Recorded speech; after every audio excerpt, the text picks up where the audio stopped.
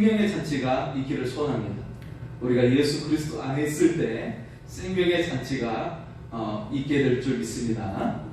자, 오늘 말씀 속에 보면 우리의 삶이 마치 겨울을 지낸 것처럼 땅이 얼어붙고 어떤 나무에도 생명의 어떤 그런 기미가 보이지 않고 굉장히 어둡고 춥고 그런 상황임을 말씀을 하고 있어요. 우리가 바로 마치 얼어버린 땅처럼 그리고 어떤 생명도 없는 것처럼 그런 우리의 삶에 대해 말씀을 하고 있습니다. 하지만 우리에게 하나님께서는 생명의 계획을 쓰고 계신다는 거예요. 생명의 계획을 쓰고 계세요.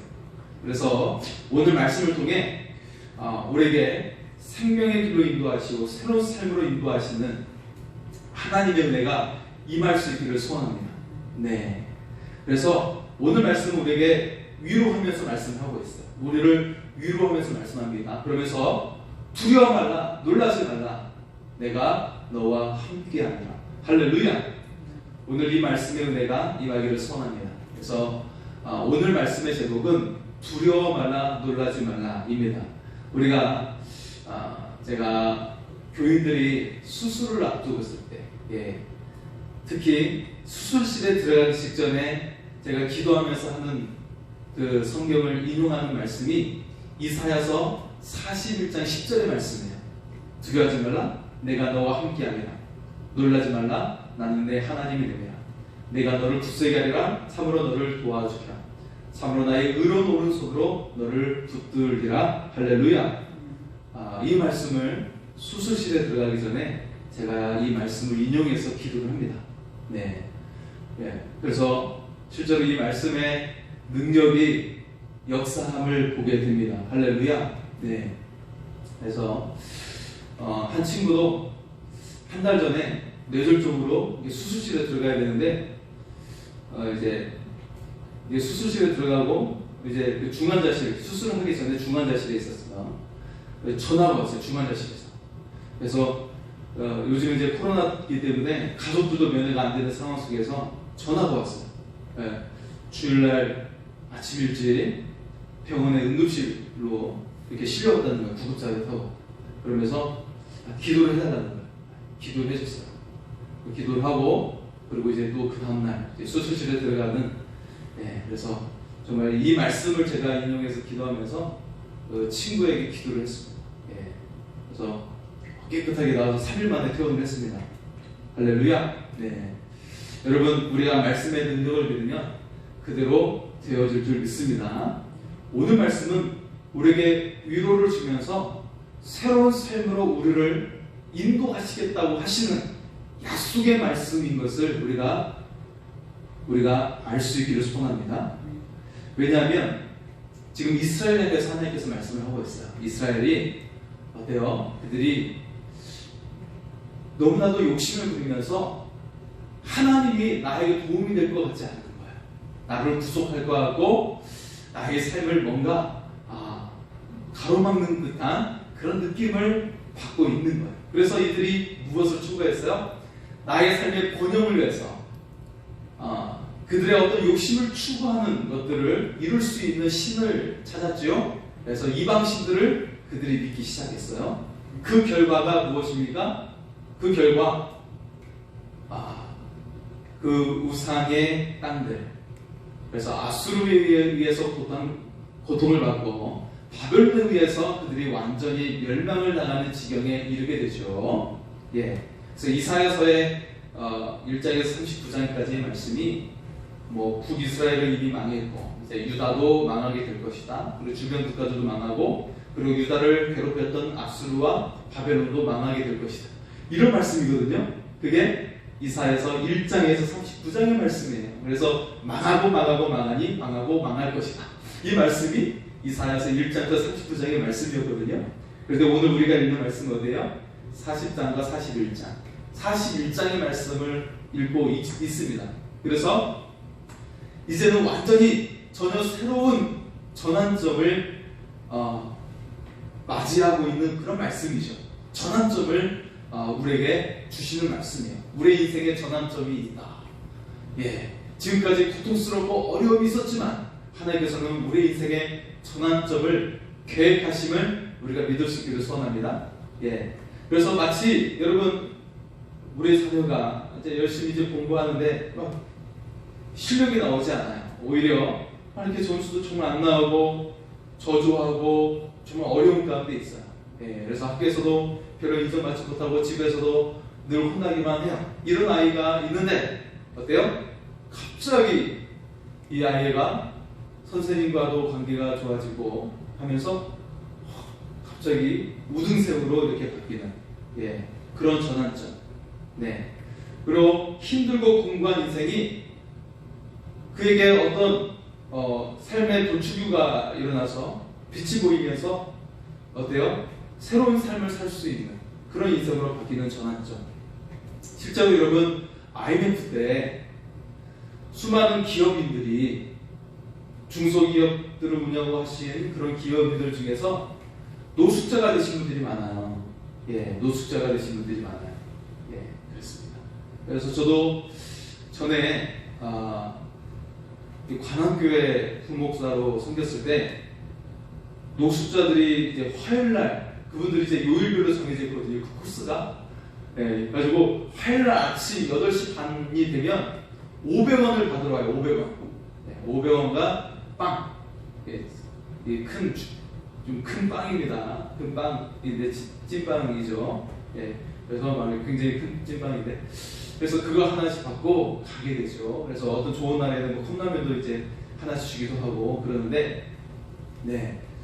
그래서 이제 그분들이 이제 그렇게 교회를 몇 군데 거치면 교회 수입이 짝짝하다고 그래요. 예, 그런데 그들 가운데 보면 한 번 오면 한 40명 정도가 오거든요. 그래서 그분들이 이제 그 지역을 돌고 또 그 다음날은 또 다른 지역을 돌고 요일별로 그렇게 도는데 굉장히 많이 배운 사람들, 좋은 대학 나온 사람도 그 중에 있어요. 좋은 대학 나온 사람도 그 중에 있고 한때는 기업을 운영했던 사람도 그 가운데 있다는 말이죠. 네, 기업을 운영했던 사람도 그 가운데 있어요. 30대 젊은 청년도 그 가운데 껴있고 그런 걸 볼 수가 있어요. 예, 하지만 그 가운데서도 다시금 삶을 재기해서 다시 한번 일어서는 사람들도 있다는 거예요. 예, 그래서 다시 한번 그 노숙자의 삶을 청산하고 다시금 일어선 사람들도 있습니다. 예. 그래서 오늘 말씀은요, 이스라엘이 완전히 망하게 되지만 너희의 탐욕으로 인해서 망하게 되지만 너희를 하나님께서는 다시 일으키실 것이다 라고 말씀을 하고 있습니다. 특히 이 이스라엘을 향해서 우리를 향해서 우리의 상황이 얼마나 처참한지를 보여주는 단어가 있는데요, 14절 말씀에 보면 버러지라고 표현을 하고 있어요. 버러지. 이 버러지가 뭡니까? 이스라엘 백성이 음식이 이제 출애굽을 해서 광야로 나가는데 먹을 것이 없어요. 그래서 우리에게 먹을 것이 없다고 불평을 하니까 그때 하나님께서 모세를 통해 주셨던 것이 무엇입니까? 그들에게 주신 일용할 양식이 무엇이었죠? 만나였어요. 만나. 예, 그래서 달콤한 과자와 같은 그런 음식인데 그것이 이른 아침에, 이른 새벽에 나가면 그것이 지면에 깔려 있으면 그걸 주워가지고 그냥 먹기도 하고 빻아서 이렇게 요리를 해서 먹기도 하고 했죠. 자, 그런데 그 반드시 그날 먹을 것을 그날 다 먹어야 했어요. 그러니까 즉 그날 먹을 것만 취해서 와야만 했습니다. 그걸 남겨두었다가 다음날까지 놔두면 하나님께서 경고를 했죠. 너희가 결코 이것을 그 다음날까지 남기지 말라. 하지만 안식일 전날에는 이틀치를 줄 것이고 그것이 상하지 않을 것이다 했어. 어쨌든 평일에는 절대로 그 다음날까지 놓치지 말라는 하나님의 율법이 정해졌습니다. 그렇게 정해졌는데 그들이 어떻게 했어요? 어떤 이들은 남의 것까지 취해서 다음날까지 두어서 먹으려고 했던 사람들이 몇 사람이 있었어요. 그리고 어떻게 됐죠? 그 다음날까지 두었더니 그 음식이 부패해서 버러지가 생겼다는 거예요. 버러지, 벌레가 생긴 거예요. 예. 그것을 같은 단어예요. 이 버러지라는 단어.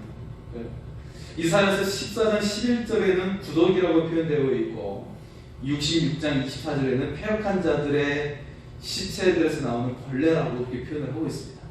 그래서 자, 이 단어는 우리의 탐욕과 연결되는 말이에요. 그래서 우리의 탐욕스럽고 우리의 욕심을 해서 우선을 추구하는 그런 우리를 향해 버러지라고 이야기하고 있어요. 네, 벌레와 같다. 그렇게 이야기를 하고 있는 것이죠. 예, 이걸 참 생각만 해도 참 찝찝하죠. 네, 그런데 우리의 모습이 그와 같다라고 이야기하고 있어요. 너희 이 세상에서 욕심을 추구하는 너희 모습이 그와 같다. 하지만 그런 너희가 할지라도 버러지와 같다 할지라도 너희를 새롭게 할 수 있는 방법이 있다. 어떤 방법이 있을까요? 어떻게 하면 우리의 삶을 새롭게 할 수 있고 우리의 삶에 소망이 임할 수 있을까요? 예. 자, 오늘 말씀은 우리를 위로하면서 말씀합니다. 두려워하지 말라, 놀라지 말라. 나는 내 하나님이 됨이라. 할렐루야. 그래서 그 첫 번째는 하나님과의 관계를 맺는 것이에요. 하나님과의 관계를 맺는 것. 자, 여러분 그 창세기의 말씀 가운데 여러 인물이 등장을 하죠. 뭐 아브라함의 그 아들 이삭, 야곱, 요셉 이렇게 등장을 좀 하고 있습니다. 예. 자, 창세기 인물들 가운데 하나님의 사람이지만 이제 탐욕스러운 그런 대표적인 사람이 등장을 하죠. 누구입니까?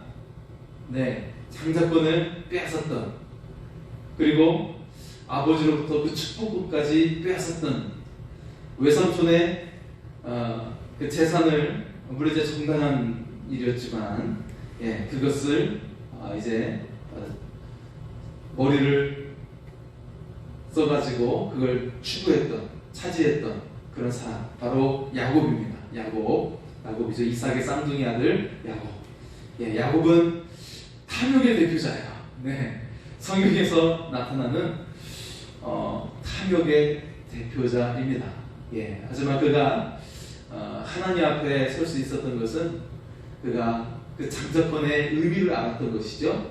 하나님을 추구하는 것이 얼마나 좋은지를 알았기 때문에 그가 성경에 기록된 것을 볼 수가 있어요. 어쨌든 그의 모습을 보면 탐욕의 대표자이면서 굉장히 인간적인 방법을 많이 썼던 사람입니다. 어때요? 여러분 태어날 때부터 내 위치가 보니까 정당하지 않아. 내가 눌릴 수밖에 없는 위치인 것을 알았어요. 태어날 때부터. 태어날 때부터 나는 약자이네.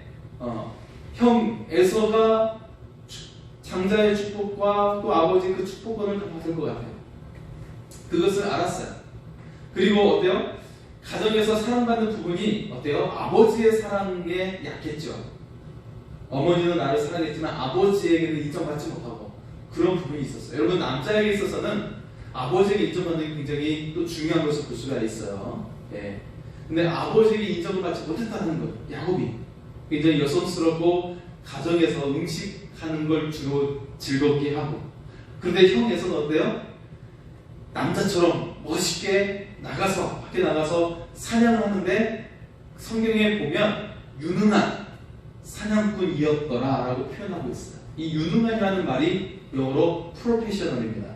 프로페셔널이에요.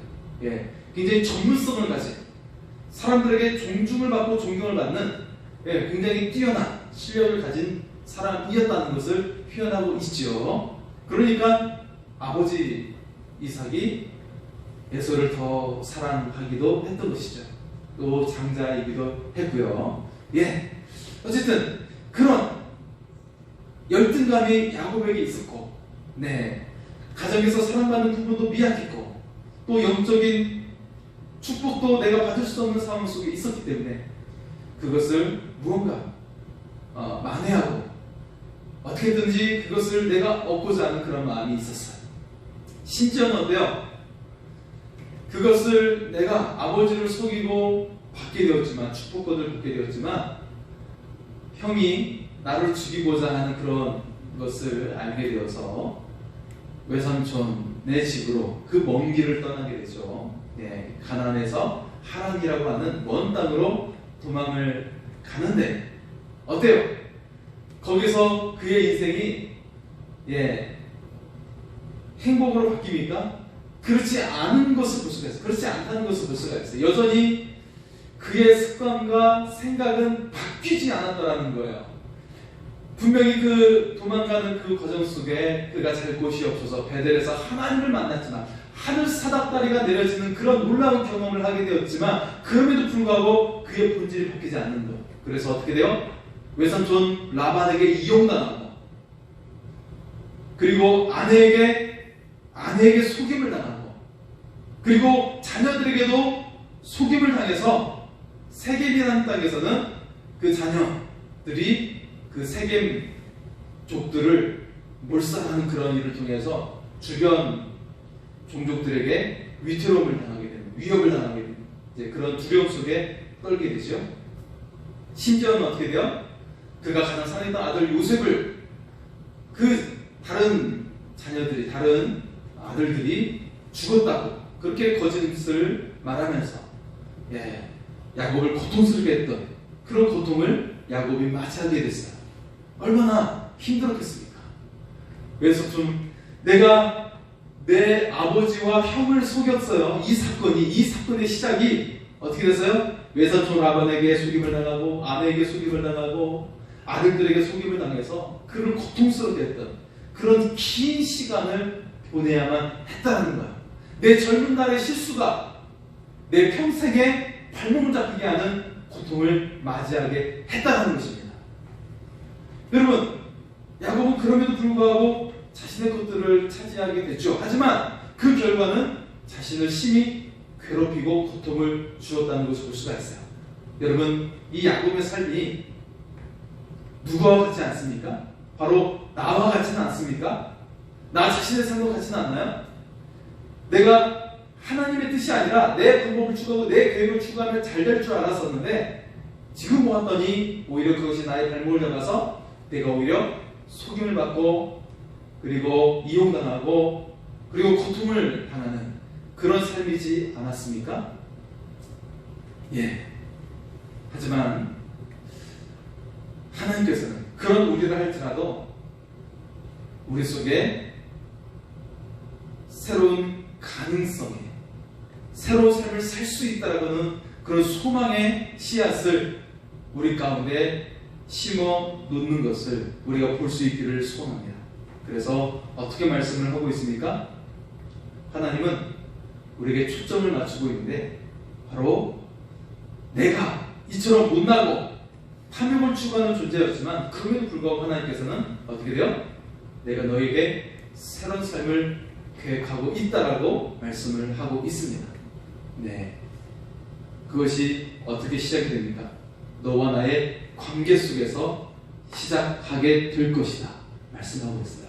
자, 하나님과의 관계를 맺는 것, 이것이 바로 우리의 삶이 절망이 아니라 희망이요 소망으로 가게 되는 것을 믿을 수 있기를 소원합니다. 그래서 그 관계에 대해 하나님께서 초점을 맞추고 계십니다. 자, 8절에서 10절의 말씀을 볼까요? 41장 8절에서 10절의 말씀, 우리가 너무나도 좋아하는 말씀이죠. 그러나 나의 종 너 이스라엘아, 내가 택한 야곱아, 너희 벗 아브라함의 자손아, 내가 땅끝에서부터 너를 붙들며 땅 모퉁에서부터 너를 부르고 내게 이르기를 너는 나의 종이라, 내가 너를 택하고 싫어하여 버리지 아니하였다 하였노라. 두려워하지 말라, 내가 너와 함께하리라. 놀라지 말라, 나는 내 하나님이 되리라. 내가 너를 굳세게 하리라. 참으로 너를 도와주리라. 참으로 나의 의로운 오른손으로 너를 붙들리라. 아멘. 할렐루야. 자, 이 말씀을 보면 모든 것이 나와 너와 나 이런 식으로 관계에 초점을 맞추고 있어요. 1인칭과 2인칭을 사용하시면서 나와 너, 이 관계 속에서 내가 너를 새롭게 만들어 주겠다. 할렐루야. 네가 먼 곳에 있다 할지라도, 네가 정말 황폐한 곳에 있다 할지라도 내가 너를 불러서 새로운 인생으로 만들어 주겠다. 할렐루야. 여러분, 때때로 우리가 인생을 살아갈 때 내가 너무 멀리 온 거 아니야? 내가 너무 신앙에서 떠난 거 아니야? 라고 생각할지도 몰라요. 하지만 하나님은 그 거리에, 하나님과의 그 멀리 떨어진 거리가 할지라도 거기에 전혀 개의치 않으십니다. 하나님은 이처럼 우리의 물리적인 거리에 전혀 영향을 받지 않아요. 네가 결코 희망이 없는 곳에 있다 할지라도, 나와 너무나도 멀리 떨어져 있다 할지라도, 전혀 가능성이 없다 할지라도 두려워하지 말라, 놀라지 말라. 나는 내 하나님이 됨이라. 할렐루야. 전혀 인간적으로 불가능한 상황이라 할지라도 하나님은 우리를 새롭게 하시고 새로운 인생으로 만들어 가심을 믿을 수 있기를 소원합니다. 여러분, 코로나로 힘들었죠? 또 여러 가지 상황이 우리를 힘들게 할 때가 있어요. 때때로 질병이 고통이 찾아오고 암이 찾아올 때가 있어요. 하지만 그 속에서도 역사하시는 하나님, 우리에게 새로운 삶을 인도하시는, 새로운 삶으로 우리를 시작하게 하시는 하나님을 바라볼 수 있기를 소원합니다. 그 하나님이 우리의 소망이요 생명 되심을 볼 수 있기를 소원합니다. 그리고 하나님은 어떻게 우리에게 새로운 삶을 인도하십니까? 우리의 삶의 목적을 깨닫게 하시는 거예요. 예. 하나님께서는 왜 나를 지어주셨는지, 어떻게 인도하실지를 우리에게 알게 하셔서 우리의 인생을 두렵지 않게 하십니다. 그냥 말로만, 말씀으로만 두려워 말라, 놀라지 말라, 여기서 말로만 끝내는 것이 아니라 왜 하나님께서 나를 지으셨고, 그래서 내가 이 땅에 태어난 그 소명에 대해서, 하늘의 뜻에 대해서 분명히 알게 하십니다. 그러면서 하나님께서 어떻게 인도하실지를 우리에게 보여주신다는 것입니다. 자, 15절 말씀을 보면요. 15절을 보겠습니다. 15절입니다. 보라, 내가 너를 이가 날카로운 새 타작기로 삼으리니 내가 산들을 쳐서 부스러기를 만들 것이며 작은 산들을 혀같이 만들 것이라. 아멘. 네. 자, 마치 우리를 세상의 타작기로 삼아서 어떻게 돼요? 여러분, 껍데기와 알곡을 나누게 되는. 알곡은 뭐죠? 생명이죠. 껍데기는 뭐예요? 죽음이에요. 아무것도 아니죠. 쓰레기에 불과하죠. 예. 그래서 우리를 그런 존재로 삼아 주시겠다는 거야. 네가 세상에서 배운 것도 없고 가진 것도 없어 보이느냐? 아니다. 너는 그런 존재가 아니라 세상을 타작하는 존재야. 세상에서 생명 있는 것들을 가려내고 쓸모없는 껍데기들을 버리게 하는 그런 존재야. 그러니까 너는 두려워하지 마, 놀라지 마. 내가 너를 어떤 존재를 세웠는지를 너는 기억해라 하면서 하나님께서 우리를 이 땅에 보내시고 어떻게 세워주셨는지를, 그 소명을 알게 하시면서 우리가 이 세상을 타작하는 타작기와 같다라고 말씀을 하고 계신다는 것입니다. 여러분, 우리는 그런 존재예요. 세상에서 위축되고 내가 눈에 보여지는 그런 모습이 뭐 학벌이나 가짐만 그런 것들이 없다 할지라도 그런 존재가 아니라 오히려 우리는 세상을 심판하고 세상을 생명 있는 것과 생명 없는 것을 가려내는 그런 존재임을 우리가 기억할 수 있기를 소원합니다. 네. 이처럼 우리의 삶의 목적을 깨닫게 하심으로 하나님은 우리에게 새로운 삶으로 인도하십니다. 그리고 마지막 세 번째는 어때요? 우리가 모든 일이 끝날 때 우리에게 상급이 있다는 것을 믿을 수 있기를 소원합니다. 네. 하나님께서는 반드시 우리에게 응답하십니다. 그리고 우리가 받을 수 있는 최고의 위로는 하늘의 상급이 있다는 거예요. 그것이 우리의 모든 삶에 영향을 끼칩니다. 내가 하나님을 만나는 날에 하늘의 상급이 있어요. 그러면 어떻게 돼요? 지금 내 삶이 물질이 부족하고 혹은 내 속에 질병이 있다 할지라도 전혀 문제가 되지 않는 거예요. 왜냐하면 내가 가야 될 내 고향, 하나님의 나라에서는 하나님께서는 가장 좋은 것으로 준비해 놓으시기 때문이죠. 군인이 있어요. 총알이 많아들고, 그리고 막 여기저기서 피투성이가 되고 그런 상황이 있다 할지라도 군인은요, 어때요? 그에게는 사기 하나, 그리고 나라가 나를 불렀다라는 이 소명 가지고 목숨을 걸고 싸우는 거예요. 그래서 아무리 총알이 빗발처럼 날아든다 할지라도, 그리고 여기저기 폭탄이 터진다 할지라도 두려워하지 않고 싸울 수 있는 것은, 나라가 나를 불렀고 나의 가족이 나를 바라보고 있다라는 이 분명한 이 사명, 이것 때문에 내 목숨을 걸 수가 있는 것이에요.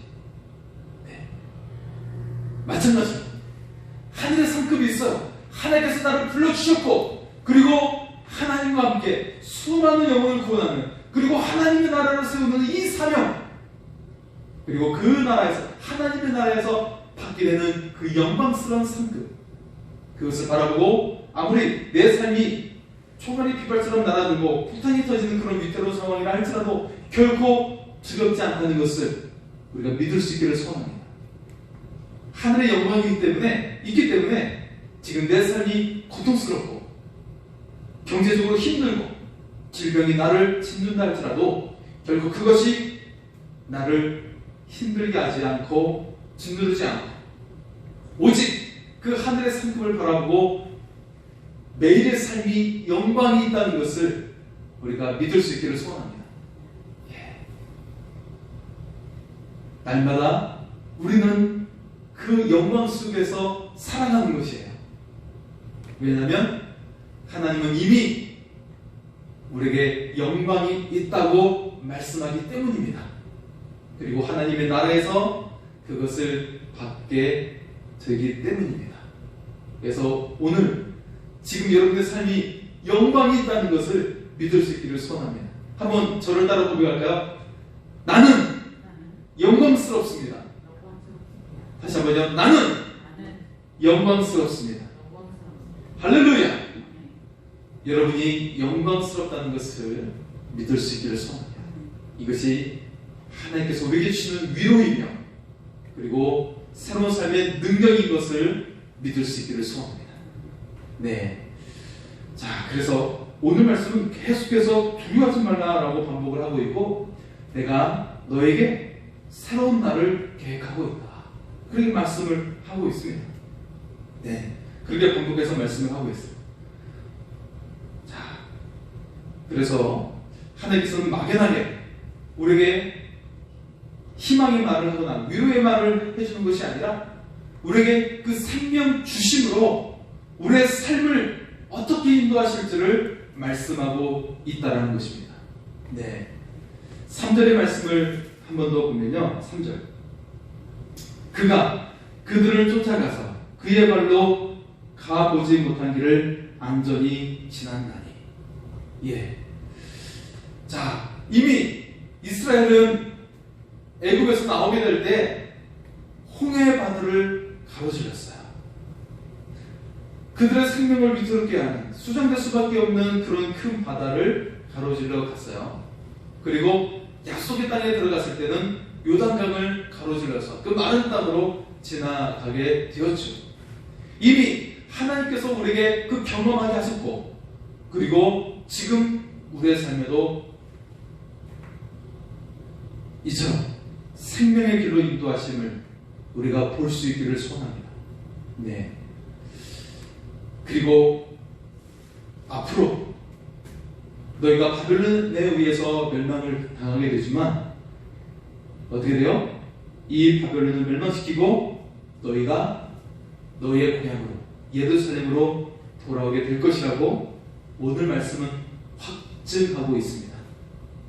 자, 그 말씀을 어떻게 보여주고 있냐면, 그 강력했던 바벨론이 어떻게 망하게 될까요? 자, 페르시아의 고레스 왕이 그 바벨론 땅에 가까이 왔을 때 이 바벨론에 거했던 사람들이 그 왕의 그 부패함, 그 고관들의 그 부패함에 치를 떨면서 성문을 열어줍니다. 성문을 백성이 열어주면서 페르시아의 고레스 왕이 어렵지 않게 바벨론에 들어오면서 하룻밤사이에 피 한 방울 흘리지 않고 바벨론을 함락시키게 된 것입니다. 그런데 이 말씀의 상징성이 있다는 거야.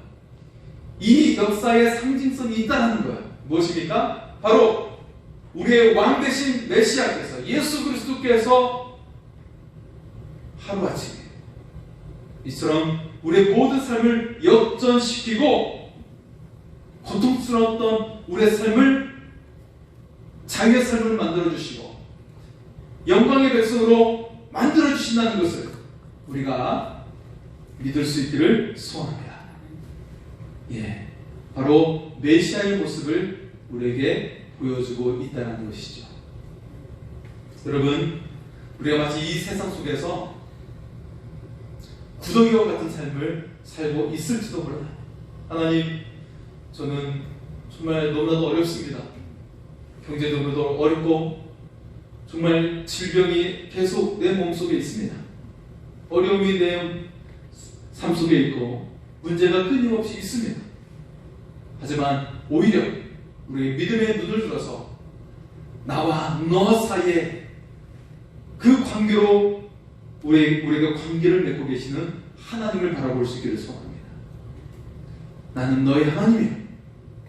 너를 언제나 너와 함께 할 것이야 라고 약속하시는 너와 나의 관계를 맺고 계시는 하나님, 그리고 내가 너를 불렀고 너의 인생을 영광스럽게 할 것이라고 하시는 우리에게 소명을 주시는 그 하나님, 그리고 우리가 앞으로의 삶에도 하나님께서 우리에게 영광을 주시고 지금 우리의 삶에, 그래서 지금 우리의 삶도 영광스럽게 하시는 그 하나님을 우리가 믿을 수 있기를 소원합니다. 그래서 내일이 아니라 오늘 나를 이처럼 높여주시고 영광스럽게 하시고 나에게 하나님께서 그 친밀한 관계로 인도하셔서 우리의 삶을 영광스럽게 하시는 그 하나님과 함께 승리하는 삶을